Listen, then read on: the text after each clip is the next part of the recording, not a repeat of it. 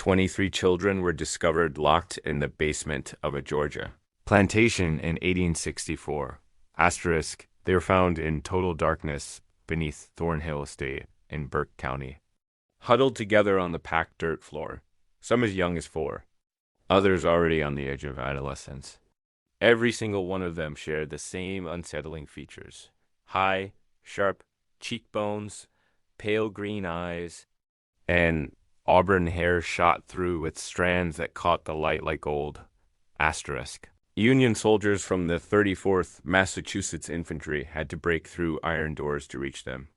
These men had seen battlefields, amputations, and mass graves. But what they saw in that basement made hardened soldiers feel physically sick. Asterisk. When they asked the eldest child, a 13-year-old girl, who they were and why they were locked underground, she answered in a flat, practiced voice. Asterisk. Mistress says we are her legacy. We cannot leave because we are her blood. Asterisk. That sentence was never meant to exist in the historical record. It appears only once, in a single confidential letter written by an army officer, filed away in regimental papers and buried in archives for more than a century. Asterisk. Official histories of Burke County, Georgia, do something strange. They list plantations, landowners, churches, and battles, but there is no mention at all of Thornhill Estate. No Thornhill family. No Catherine Thornhill. It's as if the plantation and its mistress were erased on purpose, but they were real. And what Catherine Danforth Thornhill built in the quiet years between her husband's death in 1847 and the arrival of federal troops in 1864 is one of the most chilling stories in American history. A deliberate, calculated breeding program designed to create generations of enslaved people who could never truly escape because they were biologically tied to their owner. Asterisk before we go back and see how that nightmare began. You need to imagine the world Catherine stepped into as a young widow. Asterisk. The winter her husband died was the coldest Burke County had seen in 20 years. Thornhill Estate sat on 1,700 acres of red clay soil, about 7 miles southwest of Waynesboro, the county seat. This was cotton country, but not the rich, booming kind you'd find in the Black Belt further west. Here, the land was tired. Decades of single-crop farming had stripped the soil. Planters who had once bragged about their yields were now barely keeping their operations alive. Asterisk by the 1840s. Cotton prices were falling, debts were rising, and the Mexican-American War had pulled labor and attention away from the fields. The entire system was under strain, and Thornhill was no exception. Asterisk in 1838. Jonathan Thornhill had inherited the estate from his father, 42 enslaved workers, decent equipment, and manageable debt. On paper, he should have done well. But Jonathan was a poor manager and a dedicated gambler. Over less than a decade, he let the operation slide into chaos. Asterisk by the time a winter fever killed him in February 1847. Thornhill Estate was drowning in mortgages and unpaid notes. The fields barely produced enough to feed the people forced to work them. Creditors circled like vultures. Every room in the house held proof of declined good furniture, long since sold and replaced with cheap pieces. Repairs left undone, paint peeling from window frames. A roof that leaked when it rained got into this crumbling world, stepped his widow. Catherine Danforth Thornhill was 28 years old when she buried her husband. She had grown up in Augusta in a family that prided itself on being old Georgia money. Her father, Theodore Danforth, was a successful merchant. Catherine had been educated by private tutors, could speak passable French, and had been raised to manage a large household with elegance and discipline. Asterisk. What she had not been prepared for was inheriting a failing plantation, a mountain of debt, and a household that did not entirely belong to her.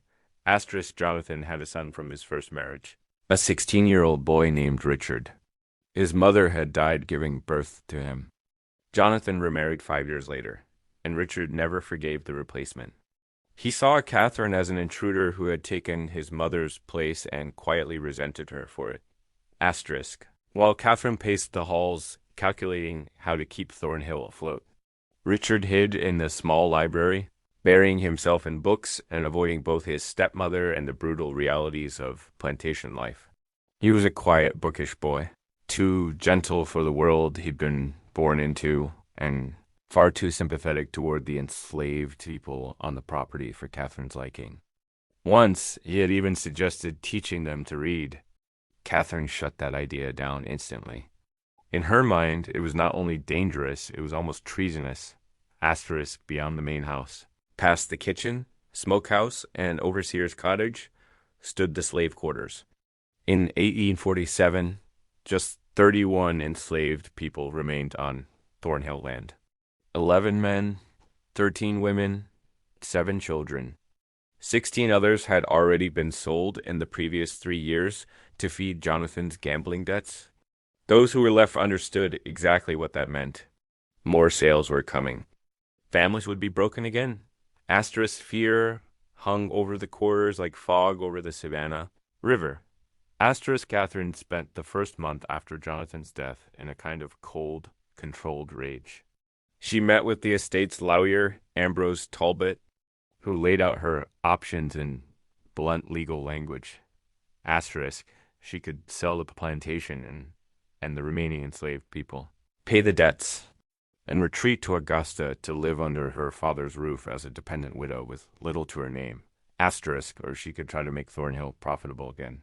Something Talbot clearly believed was unlikely. Given the exhausted land, the small labor force, and the grim state of the cotton market, neither option was acceptable to Catherine. Selling would mean public failure and a permanent return to a life lived under her father's authority. Trying to run Thornhill in the usual way felt like slow suicide. The land was worn out. She didn't have enough workers, and she had no money to buy more. Asterisk, so Catherine did something that would quietly change the lives of everyone on that land. Asterisk. She stopped thinking like a grieving widow and started thinking like an engineer. Asterisk night after night. Alone by candlelight in her study, she went over the account books. She calculated yields, debts, the cost of food and tools, the value of the people listed only as assets in the margins. Somewhere in those columns of numbers and names, a new idea formed, something ruthless, unnatural, and, to her mind, perfectly logical. Asterisk if she couldn't afford to buy more enslaved workers. She would create them. Asterisk, not in the casual, unspoken way that countless slaveholders already had. By encouraging births and waiting 15 years for those children to grow strong enough for the fields. Catherine wanted something more controlled, more permanent. Asterisk, she imagined a workforce that was not just legally bound to Thornhill, but biologically. People who were descendants by blood. People who could never truly leave, never be sold away, because in her mind, they were her family. It was a monstrous idea to Catherine. It was an elegant solution.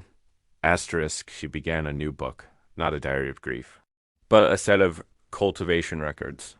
In it, she wrote not about feelings, but about breeding. She created a private code swapping dangerous words for harmless ones.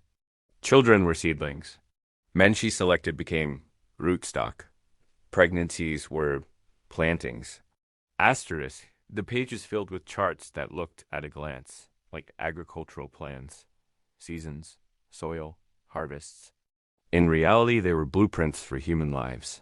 Asterisk in one cold night in March 1847. Catherine chose the first man. Asterisk, that was the night, Thornhill. A state stopped being just another failing Georgia plantation and became something far darker. By 1954, the story of the 4 identical sisters who all developed schizophrenia had begun, circulating quietly through medical circles. Researchers were stunned. Doctors whispered. Hospitals exchanged letters. And then one man understood exactly what this meant. Dr. David Rosenthal, the scientist who saw the truth asterisk at the National Institute of Mental Health, NIMH. Asterisk, Dr. David Rosenthal read about the quadruplets and immediately recognized what others had missed. This wasn't just a rare case. It was a natural. Experiment that science could never have created on its own. Asterisk 4. Genetically identical human beings. Asterisk the same. DNA, the same home, the same parents.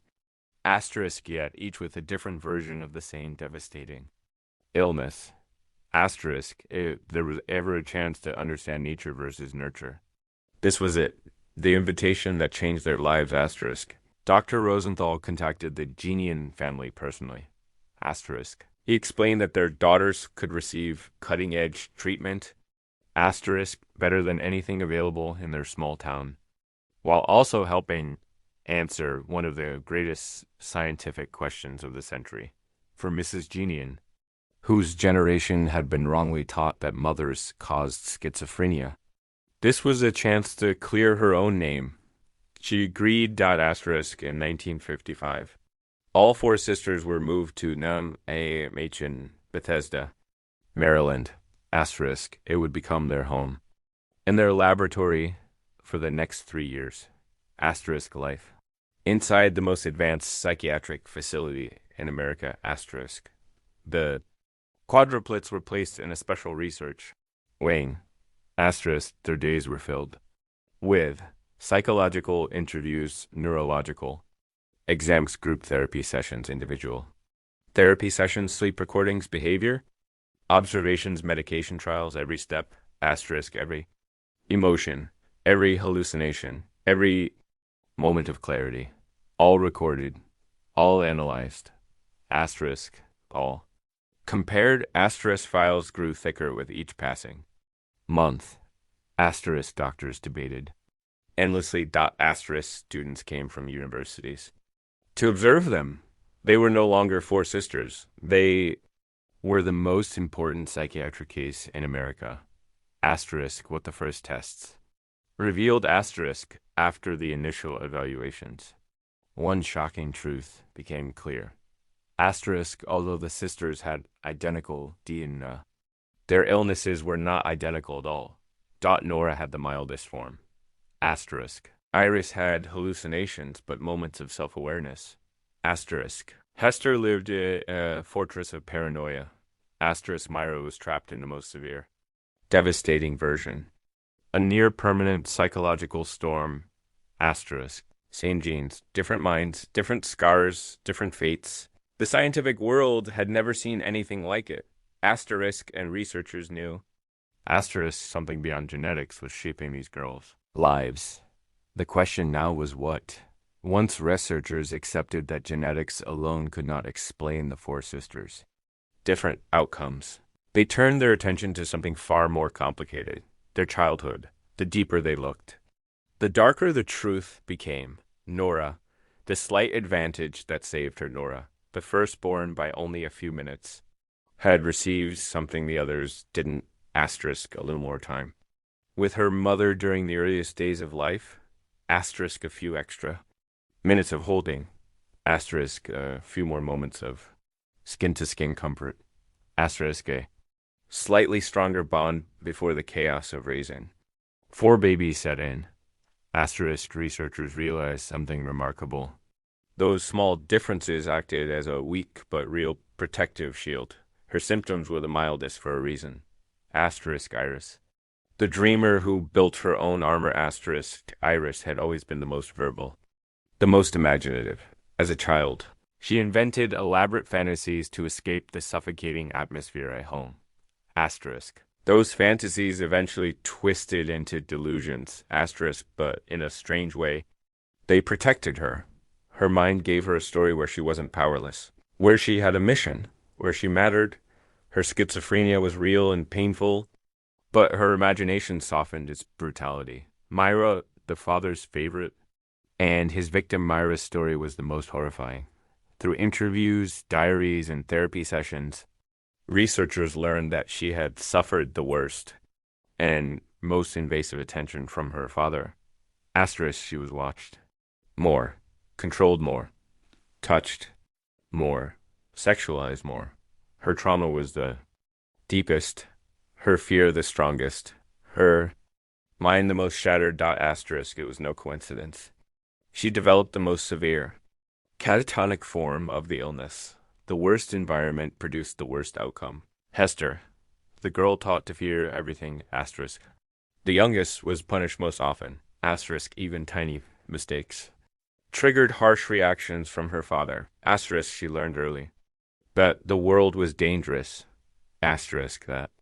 People could not be trusted, asterisk, that staying alert was the only way to survive, asterisk, that childhood trauma matured into her adult psychosis, paranoia. Her delusions weren't random, asterisk, they were an extreme version of lessons learned in childhood, asterisk, asterisk, asterisk, same home, same parents, same DNA, asterisk, but not the same lives. Asterisk, asterisk, asterisk, for the first time. Researchers saw the truth clearly. Asterisk, even when 4 children grow up under the same roof. They do not live the same childhood. Small differences. Asterisk, who is comforted more. Who is punished more. Who is protected more. Who is targeted more. Shape the brain in profound ways. Asterisk, the breakthrough that changed. Psychiatry forever, the quadruplets proved a concept that later became central to modern mental health. Greater than. Trauma changes gene expression. Genes change how trauma is experienced. And together, they shape mental illness. This was the birth of what scientists would later call epigenetics. And it started with 4 girls whose identical lives were never actually identical. Asterisk, asterisk. By the late 1950s, the 4 sisters had become the center of one of the most intense psychiatric research programs in American history. The world was changing, medicine was advancing, and psychiatry was racing to catch up. Asterisk, but for Nora, Iris, Myra, and Hester, these advances often brought more suffering than relief. The first antipsychotic medications, hope with a cost, asterisk, the new drugs of the 1950s, chlorpromazine, thorazine, haloperidol, were advertised as miracles, asterisk, and for the first time ever. Psychiatry had something that could reduce hallucinations and psychosis, but reality was far more complicated. Nora, whose illness was the mildest, responded somewhat well. Asterisk, her thoughts became clearer. The fog of confusion lifted slightly, but the side effects were brutal. Asterisk, trembling. Hands, severe weight gain, emotional numbness, asterisk, constant. Lethargy, she once described it as, the medicine quiets my mind. But it kills my soul. Iris had a love-hate relationship with medication. When she took it, her terrifying voices softened, but she hated the emptiness it left behind. And during her periods of lucidity, she often refused treatment, insisting it interfered with her special mission. Asterisk, her illness made her distrustful, and the medication made her feel less like herself. Asterisk, Hester was nearly impossible to treat. Asterisk, her paranoia convinced her that doctors were poisoning her. Asterisk, she hid pills in her cheek, spit them out, refused injections, fought nurses, and interpreted every dose as an attack. Asterisk, for someone whose whole world was built on fear. Treatment became just another threat, but Myra suffered the most. Doctors increased her dosages repeatedly. Asterisk, when that failed. They combined multiple drugs. Asterisk, when that failed. They tried even stronger ones. Nothing worked. She developed tardive dyskinesia, an irreversible side effect.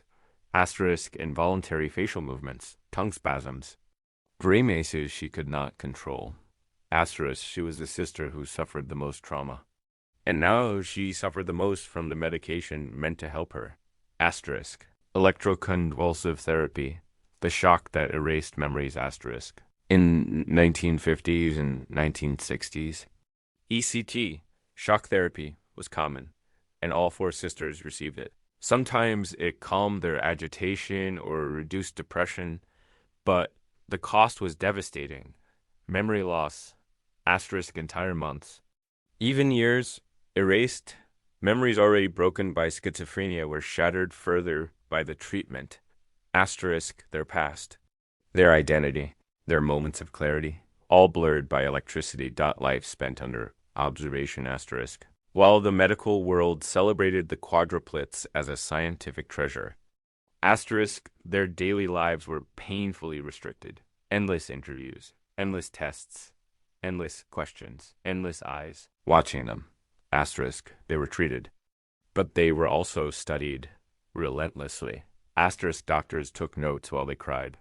Asterisk, students observed while they broke down. Researchers analyzed while their minds unraveled. They were patients, subjects, case studies, and victims, all at once. The question no one wanted to ask, were they helped by science? Yes. Were they also used by science? Yes, they received the best treatment available for their era. But they also paid the highest price. Their privacy, asterisk, their autonomy, their dignity. A lifetime spent not only fighting schizophrenia, asterisk, but also being dissected by a medical system. Desperate for answers. Asterisk, a painful truth emerged. The quadruplets changed psychiatry forever, but medicine, in return, broke them further. Between 1848 and 1856, Thornhill Estate changed so dramatically that outsiders began calling it a miracle recovery. No one understood the true cost. Catherine gave birth to 4 more children in those early years. Asterisk. Eleanor, Abigail, Margaret, asterisk. Samuel, all of them fathered by enslaved men she selected like breeding stock. Each pregnancy, each birth, each pairing session was recorded meticulously in her coded journals. Asterisk. These journals, 3 volumes, by 1859, were filled with charts, diagrams, trait measurements, and planned genetic combinations spanning decades. Asterisk to visiting neighbors. Catherine looked like a hard-working widow restoring her late husband's plantation. Asterisk to the people inside Thornhill. She was something entirely different. Asterisk, a woman engineering generations of enslaved. People according to her own design. Mrs. Grayson's role in the horror, asterisk, the midwife. Miriam Grayson had become a central figure in Catherine's system. Her services included delivering Catherine's children in secrecy, asterisk, performing abortions on enslaved women whose pregnancies didn't match Catherine's plan, asterisk, supervising forced pairings, monitoring fertility cycles, enforcing Catherine's control, asterisk. She was paid, well, given her own cottage, and kept silent, asterisk, whenever an enslaved woman conceived outside Catherine's designated pairing. Grayson immediately intervened. One of the earliest and most tragic cases was Ruth in 1851. She was 5 months pregnant by a young man she loved, a man Catherine had not selected. Asterisk, Catherine ordered the pregnancy terminated. Ruth ran. Overseer's dogs found her 4 miles away.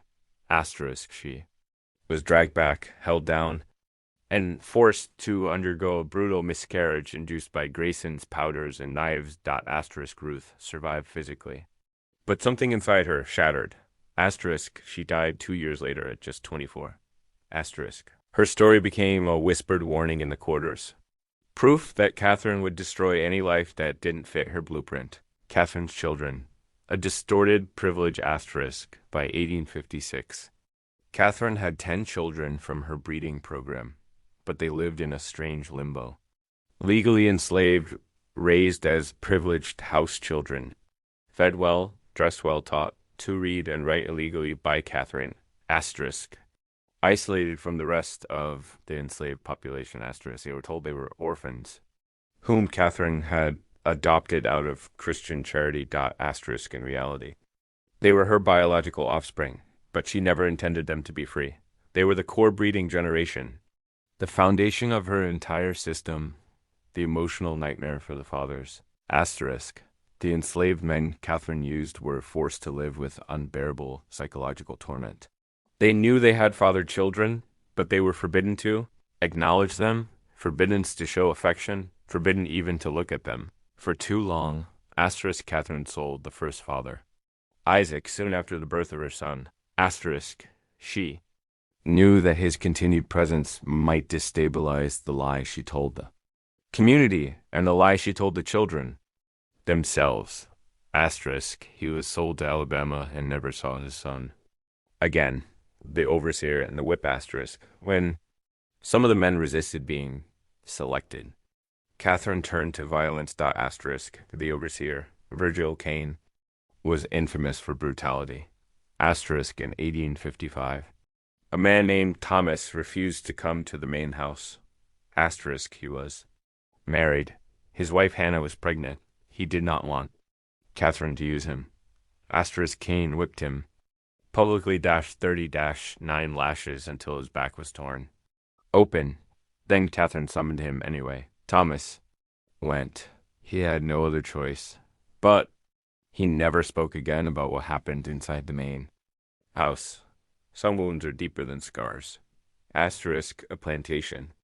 With two worlds asterisk by the mid-1850s.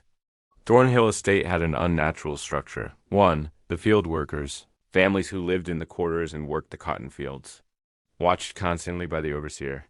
2. The house servants. Few older or skilled individuals who managed domestic tasks. Asterisk 3. Catherine's special children. Asterisk the manipulated. Groomed offspring of her breeding system, raised apart from the others, destined to become the next generation of forced breeders. Asterisk everyone on the plantation felt the growing tension. Asterisk everyone understood without knowing the scientific words that they were witnessing. Something unnatural, something evil, something designed to strip them of their humanity across generations. The enslaved people whispered at night. Asterisk, this ain't farming. This ain't breeding. This ain't natural. She's making something else. Asterisk, that they had no power. Yet, Catherine's vision grows asterisk as her children grew. Catherine expanded her blueprint. Asterisk. She began mapping their future pairings on paper. Asterisk which daughter would breed with which son of which enslaved man. Asterisk which traits they were expected to pass on. Asterisk which combinations would produce ideal results. Asterisk she wasn't just building a workforce. Asterisk she was crafting a dynasty. Asterisk a self-sustaining machine of bloodline slavery that she believed would last a century. Asterisk in her mind. She was a visionary. Asterisk in reality. She was engineering generational abuse on a scale that even the brutal world of slavery had rarely imagined. But change was coming. War was coming. And Thornhill Estate would not survive it untouched. The world beyond Thornhill Estate was changing. Faster than Catherine Kroll. Faster than her breeding program could adjust. Asterisk by 1859. Her eldest children were approaching adolescence. Asterisk Jonathan was 11. Elenina was 10. Abigail was 9. Margaret was 8. Still too young to breed according to her charts, but old enough that Catherine began preparing their futures, pairings, projected births, and long-term generational outcomes. Asterisk, she spent more and more time in a secret chamber she had recently constructed in the east wing of the house. A room that would later be known as the Heritage Room. The Heritage Room. Catherine's temple of control. It was windowless, lit by oil lamps. Asterisk. Silent except for the scratching of Catherine's pen. In this room she kept her coded journals, vials of hair samples from each child, charts mapping future pairings. Asterisk. Diagrams of expected genetic traits, lists of desirable characteristics, records of each planting. Asterisk on the walls. Her family tree diagrams spread like the roots of a diseased oak, except no real family tree had ever been drawn with such cold calculation. She mapped out pregnancies years in advance. Her notes included chilling phrases like Eleanor to breed at 17, Margaret paired 1865, asterisk, projected offspring, strong constitution, compliant temperament. It was human engineering disguised as plantation management, a nightmare disguised as order. Whispers at the edges of the plantation asterisk, but outside her carefully curated world. The South was unraveling. In 1860, Abraham Lincoln was elected. South Carolina seceded. Georgia followed soon after. War ignited from Charleston to Kansas. Asterisk news traveled slowly to Thornhill. But it did travel. Asterisk enslaved people heard rumors long before the whites did. The North is winning. The Yankees are coming.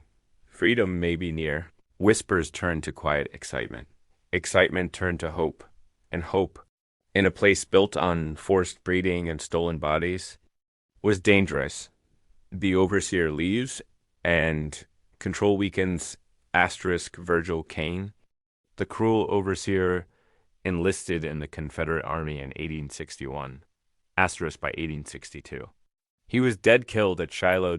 Asterisk his replacement, Silas Kendrick, was elderly and far less violent. This gave the enslaved population room to breathe, room to think, room to plan. For the first time in years, Catherine's iron grip on Thornhill loosened. Running out of time, Catherine sensed the shift. Her children were growing. Older, her power was becoming harder to enforce, and the external world was collapsing around her. Asterisk she accelerated. Her plans. Asterisk in early 1863, she decided her eldest child, Jonathan, age 15, was ready for breeding. Asterisk she chose a 16-year-old girl named Rachel, the daughter of a field hand. Rachel had no choice. Catherine arranged a mock wedding in the main. House asterisk twisted ceremony with no legality and no sacredness. Asterisk just a ritual to disguise forced. Pairing. Asterisk Jonathan, raised in isolation, indoctrinated by Catherine, accepted his role without resistance. Asterisk Rachel cried silently through the entire ordeal. Asterisk the enslaved community watched with growing fury. The turning point. Ielenaina opens. Her eyes. Asterisk the real crack in Catherine's system came not from outside forces, but from within her own house. Asterisk it came from Ielenaina, her bright, observant, second-born daughter. Asterisk in May 1863, Eleanor found one of Catherine's journals left unlocked. Asterisk she recognized the cipher immediately. Her mother had taught her to read. She was intelligent and curious traits Catherine valued, but never expected would turn against her. Asterisk for 3 weeks, Eleanor decoded the journal in secret, and she discovered who her father was, who Jonathan's father was, who Abigail's father was, that they were all Catherine's biological children, that they were all legally enslaved, that she intended to breed them like animals. Then Eleanor saw her own name in the breeding charts. Asterisk Eleanor, paired with Marcus, Isaac's son, in 1865. Asterisk expected offspring, strong features, pale eyes. Asterisk a pairing with a child, not even born yet. Asterisk a future decided before she had ever taken her first steps. Asterisk her body would never be hers. Asterisk her life would never be hers unless she made it hers. Asterisk the confrontation. Asterisk that night, trembling with rage, Eleanor confronted Catherine. Asterisk I read your journal. I know what I am. Catherine froze. For the first time, she looked almost afraid. She ordered Eleanor to. Then she laid out the truth with the same coldness she used in her charts. Asterisk yes. She was their mother. Yes. She had bred them deliberately. Yes. They would breed the next generation. Asterisk yes. They would obey, or they would be sold, or they would be punished, or they would die. Eleanor whispered the only answer she could. Asterisk yes. But in her heart, she made a different decision. Asterisk she would not obey. She would not breed. She would not become her mother's second generation of slaves. Asterisk, and she would not let her siblings suffer the same fate. Asterisk the seeds of rebellion had finally taken root. Asterisk planted not in the slave quarters, but in Catherine's own bloodline.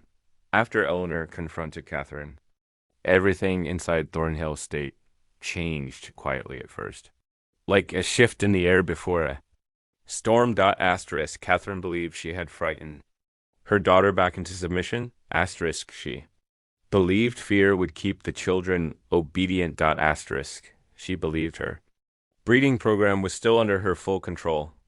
She was wrong. Eleanor spreads the truth. Eleanor didn't scream. Asterisk she didn't run. She didn't fight openly. She did something far more dangerous. she told the others. The first was Jonathan. Asterisk, she whispered the truth to him late one night, telling him everything she'd decoded. Asterisk. Their real fathers, their true status as legally enslaved. Catherine's genetic charts, the planned pairings. The years of lies, Jonathan's reaction stunned her. He didn't rage. Asterisk. He didn't recoil. He struggled to understand what was wrong. Catherine had raised him so carefully, so gently that he couldn't recognize the horror he lived in. Asterisk. She saved us. He insisted. Asterisk. She gave us a better life. Asterisk. It broke Eleanor's heart. Asterisk. Because she realized Catherine had succeeded in brainwashing him. Asterisk. He couldn't see the cage because he had been raised inside it since birth. Asterisk. So Eleanor turned to someone else. Asterisk. She told Abigail, sharp-tongued. Perceptive Abigail. Asterisk. Abigail understood instantly. So did Margaret.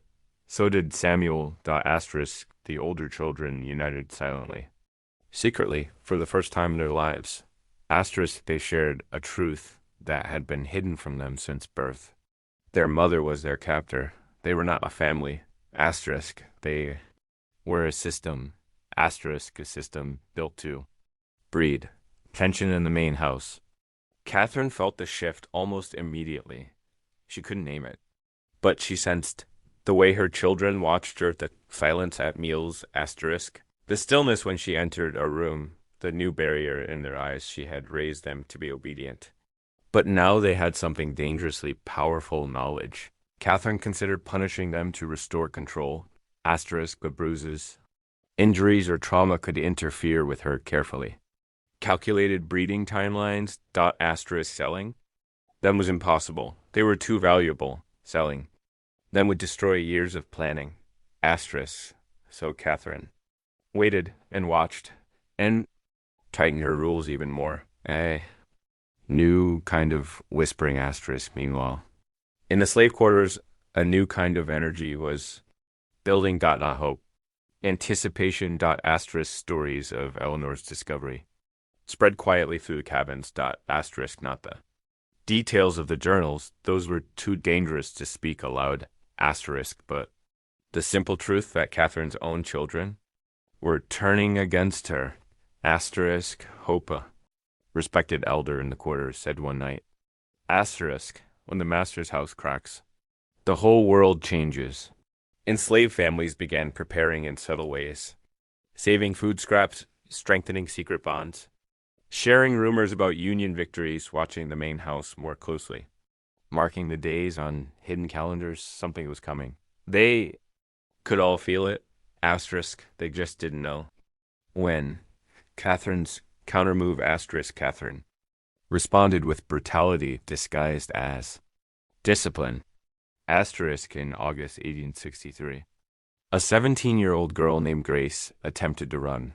Asterisk. She was pregnant by a boy she loved, not by the man Catherine assigned her to. Asterisk. She fled into the woods at night, trying to reach the Savannah River. Asterisk. The dogs caught her by morning. Catherine dragged her into the yard and assembled everyone, including her own biological children. Asterisk. Grace was whipped publicly. 20 lashes. A display of power. A reminder of ownership. Warning of what defiance cost. Asterisk. Catherine believed this would restore fear, but it did the opposite.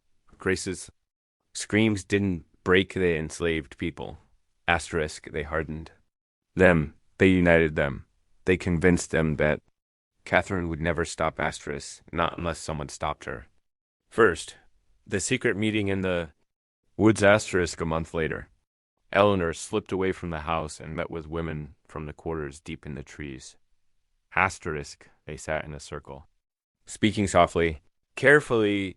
Asterisk. Hope looked at Eleanor like she was seeing her for the first time, not as a child of the mistress, but as a victim of the same system. Eleanor said quietly, "What if we make it end?" Asterisk. What if we don't wait? The women froze. Even whispering such words was dangerous. Hope answered with caution, "We outnumber her." Yes, but freedom ain't freedom if you die getting it. We need the right moment. Asterisk, it was the moment Catherine had always feared. Her children and the enslaved community had begun to think together. Uh, United force. Silent. Patient. Asterisk. Waiting. Asterisk. Asterisk. The storm builds. Asterisk. As the war worsened for the Confederacy. Thornhill Estate became a pressure cooker. Food grew short. Supplies dwindled. Asterisk. Confederate soldiers passed through. Spreading news of Union victories. Asterisk. Whispers of freedom grew louder. Asterisk. Catherine felt the world slipping out of her hands. Her breeding program was collapsing. Her children were no longer obedient. Asterisk. The enslaved population was restless. Asterisk everything she had engineered for 16 years was on the verge of unraveling. Asterisk, and she knew it, she felt it, she feared it. The storm wasn't coming. It was already at her door. All it needed was one spark, one moment. Asterisk, one night that tipped everything beyond recovery. Asterisk, March 1864. Arrived with a kind of violent tension hanging over Thornhill Estate. Asterisk, the kind of silence that comes before a lightning strike. Asterisk. Confederate soldiers had passed through recently, stealing supplies and spreading a terrible truth. The Confederacy was losing. Union armies were pushing deeper into the South. Asterisk. Rumors of freedom were no longer whispers. They were expectations. For the enslaved people of Thornhill Estate, the future finally looked possible. Asterisk for Catherine Thornhill.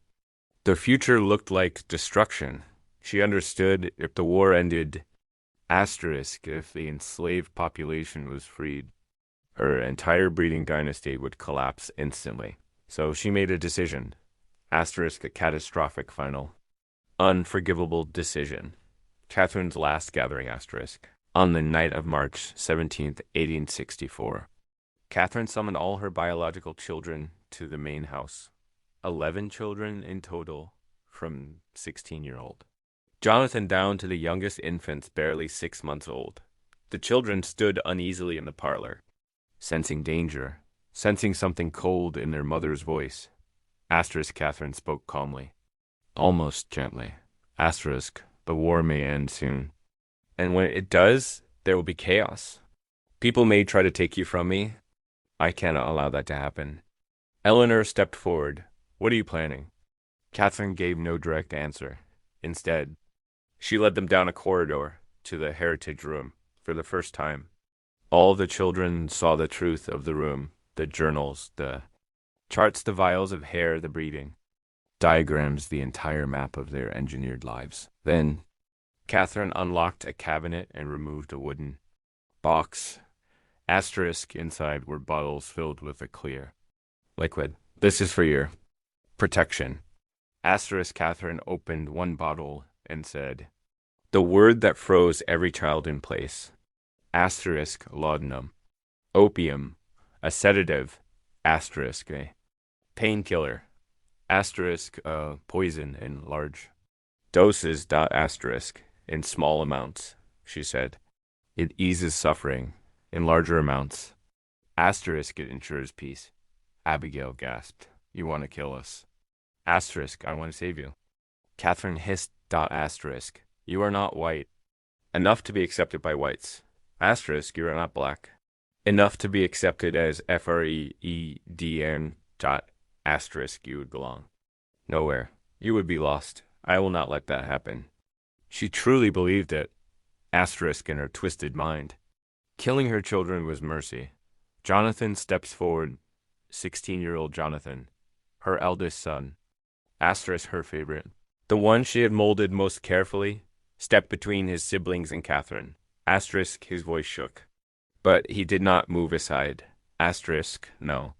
Catherine's eyes filled with shock and rage. Jonathan, I raised you to understand. You of all people must see the necessity. I read the journals, he said quietly. I know everything. Her face snapped like glass cracking. You are my creation, she said. Asterisk. You exist because of me. Asterisk, Jonathan's voice broke. Asterisk, no, I exist in spite of you. Asterisk, Catherine slapped him hard. Across the face, Asterisk. The sound echoed in the room like a gunshot. Asterisk. You ungrateful creature. She whispered. Asterisk. I gave you life. Asterisk. You took ours. Eleanor said. Asterisk. All of it. The breaking point. Asterisk. Catherine realized in that moment that all her children, asterisk, the entire next generation of her breeding, program asterisk, were united against her. Her control had ended. Her plan had failed. Her legacy was collapsing. So she made one last desperate choice. Asterisk. She grabbed the journals, the charts, the vials of hair samples. Asterisk. Everything she had ever created, and fled the room. The children chased her. Asterisk. Down the stairs, through the hall, out the front door. Asterisk. She ran across the yard toward the slave quarters. Clutching the evidence of her madness, the enslaved community heard the commotion. They came out of their cabins, startled. Asterisk, and then froze at the sight of their mistress running toward them at night, carrying the proof of every crime she had committed. What happened next would never be spoken openly. Asterisk. Not that night, not the next day, not for generations. Asterisk. Multiple people would later give different versions, different memories, different shadows of the same truth. Asterisk. But this much is certain. Catherine Thornhill reached the quarters. A struggle occurred. The journals fell into the mud. The vials shattered. Asterisk. The breeding charts were destroyed. Asterisk. And Catherine never came back. Out. Asterisk. She disappeared into the darkness and was never seen again. Asterisk. Justice raw, final, silent, had been carried out by the very people she had spent 16 years trying to control. The aftermath. Asterisk. Asterisk. Asterisk.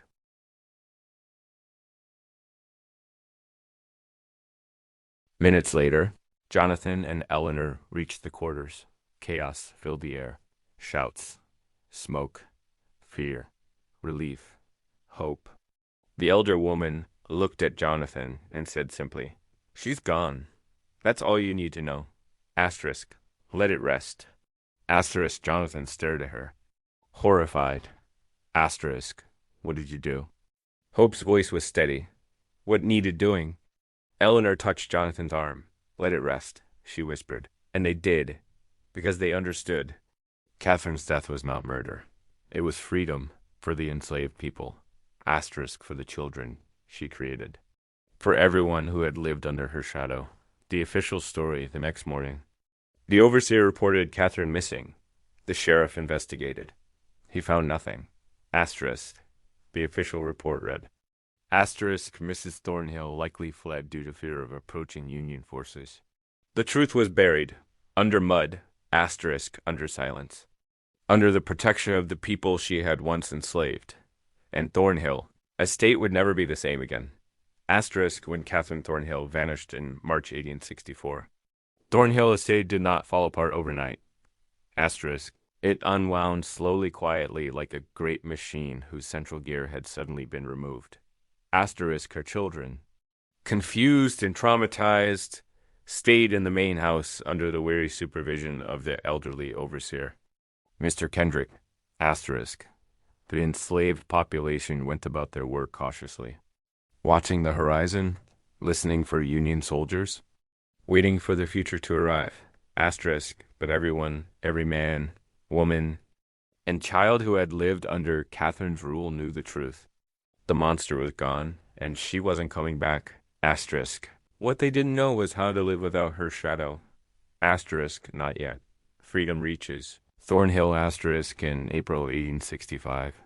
The Confederacy collapsed. Asterisk. Union troops entered Georgia. The 13th Amendment ended slavery on paper. At Thornhill Estate. The transition was chaotic. Asterisk. Legal ownership of the property was unclear. Catherine had left no will. Her oldest child, Jonathan, had no legal standing. He was still considered enslaved under state law, despite being her biological heir. Asterisk. The enslaved families didn't wait for courts or lawyers. They left within weeks. Asterisk. Some went north. Others traveled to Augusta or Savannah. Many searched for relatives sold away years earlier. Asterisk. A few stayed only long enough to gather strength. Asterisk. The community that Catherine tried to breed into permanence dissolved into freedom, scattering like seeds in the wind. What became of Catherine's children? Asterisk. Elenina, the one who uncovered the truth, stayed at Thornhill for a few years. Asterisk. She learned what it meant to make decisions for herself. Asterisk. In 1867. She left for Savannah, became a seamstress, married a carpenter, and lived a quiet life. She never had children. She never returned to Burke County. Asterisk. She never spoke of her mother again. Asterisk. Jonathan tried to run the plantation with a handful of freed workers. Asterisk. But the cotton market had collapsed. The soil was exhausted. The land itself felt poisoned. Asterisk. In 1869. He abandoned Thornhill and drifted west, eventually settling in Texas under an assumed name. Asterisk. He died in 1891. Asterisk. In his belongings was a small notebook where he had written one sentence over and over. Asterisk. I did not choose this. The others disappeared into history. No records of their lives survived, just fragments, rumors, and the quiet certainty that their descendants walk the world today with no idea of their origins. Body in the well. Asterisk. In 1871. A well driller on a neighboring property broke into an old underground cistern. Inside was the skeleton of a woman. Her skull showed signs of blunt force trauma. Asterisk. Scraps of faded clothing matched garments from the 1860s. Asterisk. A corroded locket found. With the body held miniatures of asterisk. A man, a young boy. The coroner's report listed her as asterisk, unknown female. Former Thornhill property. But the black residents of Burke County knew the truth. Their grandparents and great-grandparents had whispered it for decades. Asterisk. Catherine Thornhill had been buried in that forgotten cistern the night she disappeared. Asterisk. Her killers were never named. Asterisk. Her death was never mourned. Asterisk. Her grave was intentionally unmarked. Asterisk. Some acts of justice do not belong to the courts, the soldiers. Letters. Asterisk. When Union troops finally reached Burke County in 1865, they found the 23 children locked in Catherine's basement, pale, starved. Asterisk.